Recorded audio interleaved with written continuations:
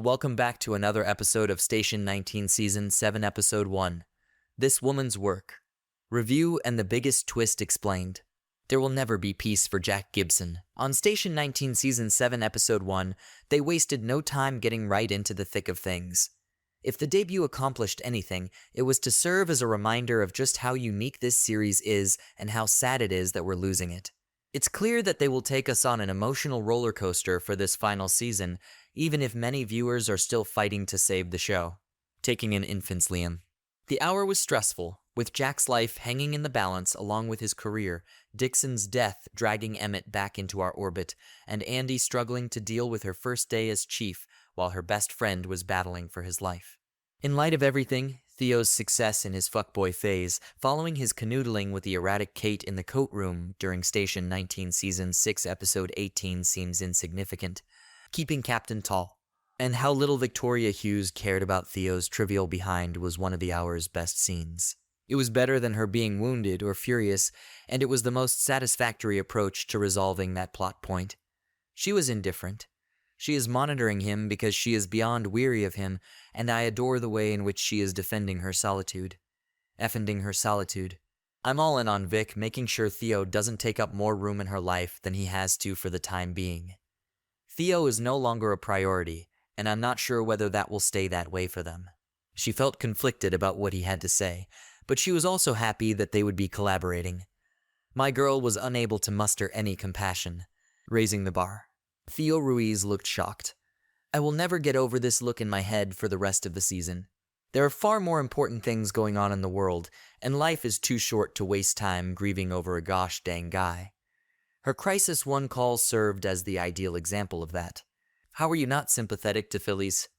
Yes, the woman at her tech firm was threatening to blow up everyone and keep everyone hostage, but everyday sexism will drive a woman insane. I can't think of anyone more qualified than Fyra Banks to speak with Phillies and calm her down.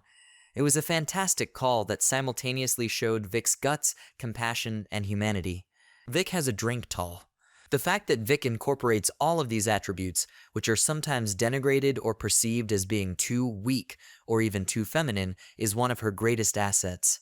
She demonstrates why those attributes are so lovely and potent and why they initially gave her her strength. But one may admire how those sequences involving these two women were filmed and staged. As they grew close over sexism and glass ceilings in their largely male fields, it was a wise decision for them to be separated by an actual glass wall. They would eventually break through that glass wall, separating them, but how it broke was what was worrisome. If the case's nature and its connection to the show's unwavering and ongoing examination of sexism weren't clear enough, consider that Philly's rescue was made all the more impactful by the fact that Andy was handling the call. Maya rappelled her down to save her, and Vic put in a lot of work and almost got blown up in the process. Captaincy in a crisis. If there is one thing we can learn from this series and its enduring impact, it is that women are complex, amazing, imperfect, and powerful humans. The ladies of Station 19 are badass. We can overcome seemingly insurmountable hurdles on a regular basis and reach the other side. That was also somewhat evident with Natasha Ross. The news couldn't help but disparage her name and spread rumors about her in spite of everything that transpired during that floor collapse, including the deaths of Dixon and other people. The least of everyone's concerns should have been about who Natasha was sleeping with. Working from the hospital bed.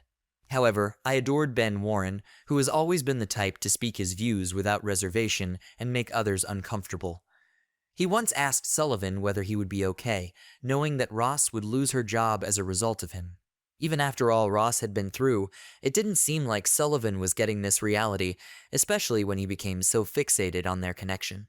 And he is correct that if we have two consenting adults in a relationship like this, the regulation is ridiculous.